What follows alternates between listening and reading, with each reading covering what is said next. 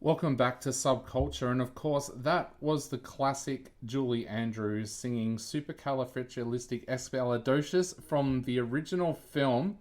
And Lee is shaking her head right now, saying that I did not say that correctly, and I probably didn't. But the reason that we played that was because Lee's jumped into the studio right now for us to talk a little bit of theatre because Mary Poppins, the stage musical, is on in Melbourne at the moment. If you're thinking about travelling down to take a look at it, we went along and had a look at it the other night. So, Lee, Mary Poppins, you are a very, very big fan of the original film. What did you think of the stage musical?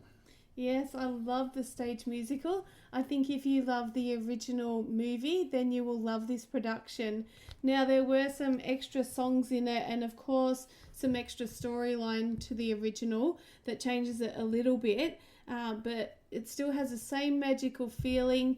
The actors were amazing in this. They certainly pulled off the original characters. The storyline was great. The props and the sets were really good. Magical too, I have to say. In some of the scenes, you really felt like a little bit like Harry Potter, that you had some of those magical moments and you wondered, how did they do that? The costumes were brilliant, the singing, the choreography, everything came together really well. I think that's one of the things I really, really enjoyed about this production so much was quite often when you go along to check out a theatre production that's based on a film, they change so much of it for the theatre that it almost doesn't feel like it's now anything to do with the original film. And that was one of the things I loved about Cruel Intentions as the stage musical, was that they kept the story pretty much to what happened in the original Roger Cumble film. The same here with Mary Poppins. This is a kind of musical, and I know this sounds like a cliche, but you could take your 5 or 6 year old along to this, and you could take your 80 or 90-year-old grandmother along to it, because it does have that original feel of the original movie.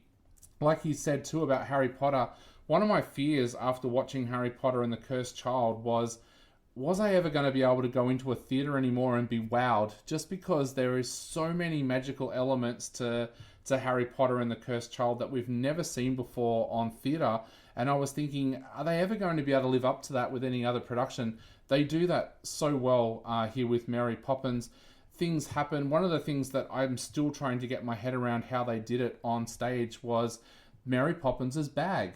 Mary Poppins brings out this magical bag and puts it down on the floor, and the next minute there's hat stands coming out of it and goodness knows what. There is a real magic to this theatre production just as much as there was in the original film. So I think that's something that I really, really cherished with this, was the fact that they'd kept so much in there from the original film. What did you think of the performances? Because, of course, one of the things that everybody is talking about is the fact that Marina Pryor is in this production, but she's not actually playing Mary Poppins. There's a little bit of a misconception that she was going to play Mary Poppins. She's not. She's playing the Bird Woman and also another character when she comes out a little bit later on, Miss Andrew, the evil nanny. What did you think of the production of, like, with the cast, especially with people like Stephanie Jones coming in to play Mary Poppins? I thought Stephanie totally pulled off the Mary Poppins character. When you have someone as brilliant as Julie Andrews in the original, you always have that, oh, how are they going to do it as well? How are they going to pull this off? Is it going to feel like the original? And she did brilliantly.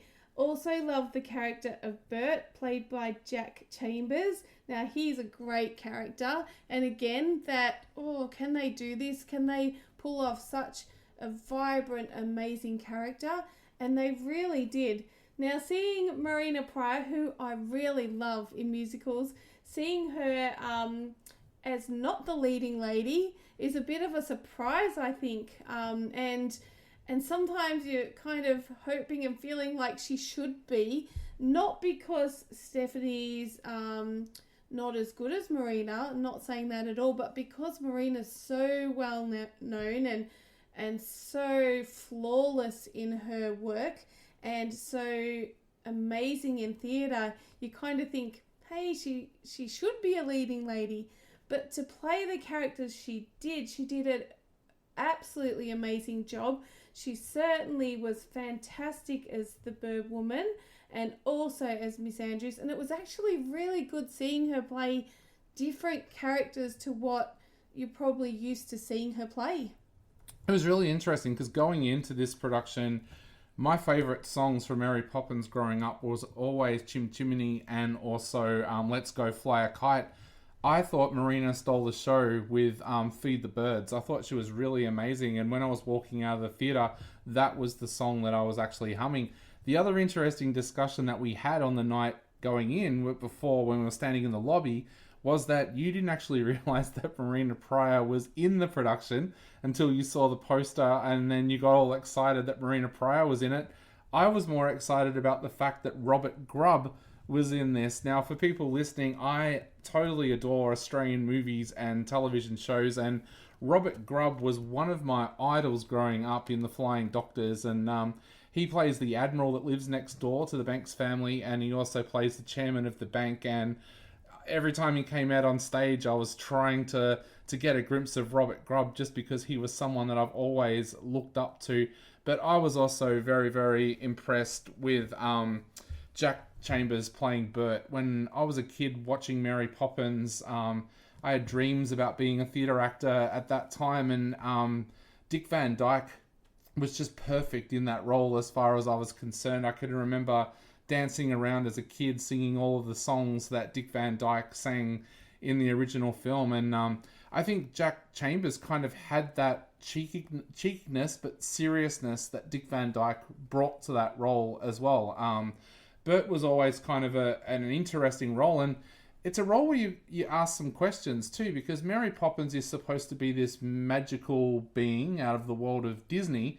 Bert seems to know a lot about her, and there's a couple of things that you see in the theatre production here where you think, is Bert magical as well? Because he does a couple of magical little moments here, and he seems to know so much about Mary Poppins. So yeah, you kind of get that feeling that perhaps Bert is magical as well.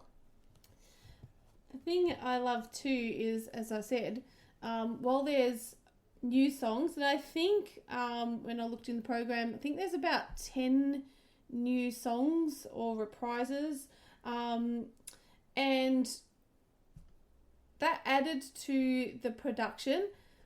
But of course, you really want to hear the originals. Yeah. Like when you go to see a theatre production based on a movie, you want to hear the originals more than you want to hear new songs. So some of the most favourite songs from the movie are definitely in there. So if you're going to see the production because you love the music, be assured that there are some of those songs in there. You will hear, Feed the Birds, as Dave's already mentioned, A Spoonful of Sugar, Step in Time. Now, that was probably my favourite scene. I loved the whole musical, but I love the Step in Time scenes with, obviously, the chimney tops, the rooftops. Just brilliant. The choreography in those moments was absolutely brilliant, as was the costumes. And of course the singing too. The singing was brilliant. And I have to say, through the whole production, whether it was the children singing or the adults singing, it was very well done. The kids did an awesome job too. There was one thing I thought I was a little bit disappointed that they didn't do in the theatre production that was from the original movie. I was waiting for those dancing penguins, and the dancing penguins never appeared. And the reason I was waiting for those dancing penguins was, if anyone out there has seen the film Saving Mr. Banks that came out a few years ago, that was actually a film that looked at what happened when Disney bought the rights to Mary Poppins, and the original author wasn't that happy with what was happening with her original story. One of the things that she had one of the biggest issues with was when Walt Disney wanted to put the dancing penguins into it. So I think the original author would have approved of this theatre production because those dancing penguins were missing.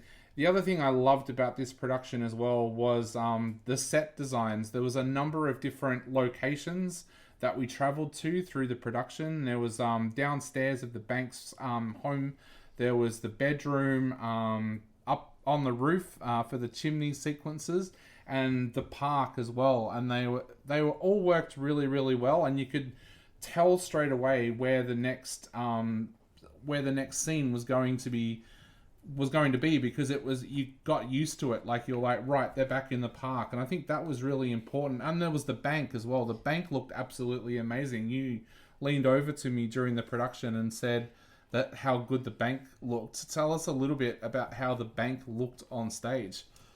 Oh, I think they did really well. I mean, they had the security bankers, I guess you would call them. They had the board. It was just magical. It looked like a proper bank. Yeah. Back in those days too, not a modern bank. It looked like the bank from from the movie, really. It had that eerie feeling as well, I think, that you didn't know, well, we know because we know the actual storyline, but was Mr. Banks going to be in trouble? Was he, so it gave that dark kind of feeling as well at times. It had the big columns. It had the beautiful roof. The walls were amazing too. I don't want to describe it too much because I want people to experience this themselves. Certainly, when you pay big money for a theatre production, because of course it's a lot more than going to the movies, to the cinema, you want to know that you're getting something for your money. And I have to say, the set designs alone were worth it. Yeah. The intricacy even in the scenes in the kitchen and how they turned from the kitchen scene to, say, a bedroom scene very quickly, but also the intricacy in the build of those designs. And if you look closely what was in the kitchen, there was cups and saucers and all these things hanging up that would be in a normal kitchen, but it seemed very detailed, and a lot of detail for a production or a set. Yeah, and a lot of those sets, especially the kitchen, had to come alive at times as well, where some of the more magical elements of the show came about. At one point, somebody goes flying into the cupboard full of cups and saucers, and they all go flying.